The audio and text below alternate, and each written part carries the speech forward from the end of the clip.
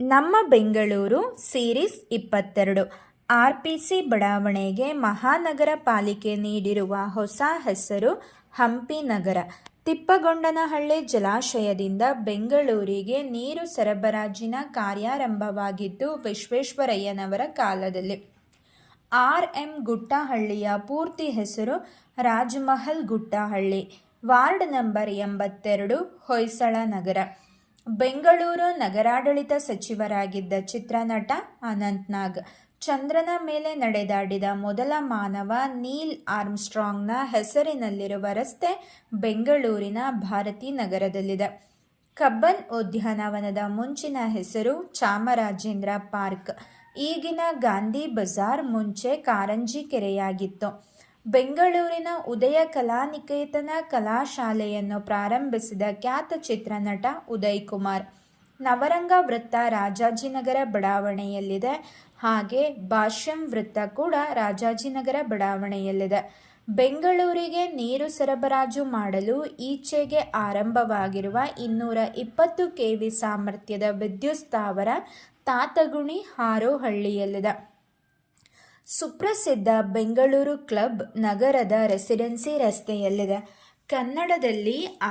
ಆಡಳಿತದಲ್ಲಿ ಕನ್ನಡ ಬಳಕೆ ಕುರಿತು ಪ್ರಥಮ ವರದಿಯ ಅಧ್ಯಕ್ಷತೆ ವಹಿಸಿದ್ದವರು ಕೆ. ನಾರಾಯಣಸ್ವಾಮಿ. ವಿಧಾನಸೌಧ ನಿರ್ಮಾಣಗೊಂಡ ವರ್ಷ 1954. ರಾಜ್ಯ ಸರ್ಕಾರಿ ವಸ್ತು ಸಂಗ್ರಹಾಲಯದ ಪಕ್ಕದಲ್ಲಿರುವ ಕಲಾ ಗ್ಯಾಲರಿಯ ಹೆಸರು ವೆಂಕಟಪ್ಪ ಆರ್ಟ್ ಗ್ಯಾಲರಿ. ದೇಶದಲ್ಲಿಯೇ ಮೊಟ್ಟಮೊದಲ ಬಾರಿಗೆ ಸಂಪೂರ್ಣ ಗಣಕೀಕರಣಗೊಂಡ ಅಂಚೆ ಕಚೇರಿ ಮ್ಯೂಸಿಯಂ ರಸ್ತೆ ಅಂಚೆ ಕಚೇರಿ. ಕಾಸ್ಮೋಪೊಲಿಟನ್ ಕ್ಲಬ್ ಅನ್ನು ಸರ್ ಎಂ ವಿಶ್ವೇಶ್ವರಯ್ಯನವರು 1913ರಲ್ಲಿ ಸ್ಥಾಪಿಸಿದರು. 1917ರಲ್ಲಿ ಇದನ್ನು ಸೆಂಚುರಿ ಕ್ಲಬ್ ಎಂದು ಹೆಸರು ಬದಲಾಯಿಸಿದರು. ಸ್ವರ್ಣ ಜಯಂತಿ ಎಕ್ಸ್ಪ್ರೆಸ್ ರೈಲು ಬೆಂಗಳೂರು ದೆಹಲಿ ಮಧ್ಯ ಸಂಚರಿಸುತ್ತದೆ. ಬಾಲಬ್ರೂಯಿ ಎಂಬುದು ಬೆಂಗಳೂರಿನ ಭವ್ಯ ಭವನವೊಂದರ ಹೆಸರು. ದಿವಾನರಾಗಿದ್ದ ಸರ್ ಎಂ ವಿಶ್ವೇಶ್ವರಯ್ಯನವರು ಇಲ್ಲಿಯೇ ಇದ್ದರು. ಹಾಗೆಯೇ ಮುಖ್ಯಮಂತ್ರಿಗಳಾದ ನಿಜಲಿಂಗಪ್ಪ ಮತ್ತು ದೇವರಾಜ್ ಅರಸು ಕೂಡ ಇಲ್ಲೇ ಇದ್ದರು.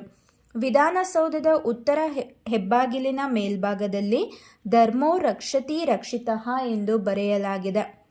ಗಾಂಧಿ ಭವನ ಕುಮಾರಕೃಪಾ ರಸ್ತೆಯಲ್ಲಿದೆ. ಬೆಂಗಳೂರಿನ ಹೃದಯ ಭಾಗದಲ್ಲಿರುವ ವಿಶ್ವೇಶ್ವರಯ್ಯ ವಸ್ತು ಸಂಗ್ರಹಾಲಯ ಸ್ಥಾಪಿತವಾದದ್ದು 1962ರಲ್ಲಿ. ಋತುವೊಂದರ ಹೆಸರಿನಿಂದ ಆರಂಭವಾಗುವ ಬೆಂಗಳೂರಿನ ಬಡಾವಣೆಯ ಹೆಸರು ವಸಂತನಗರ.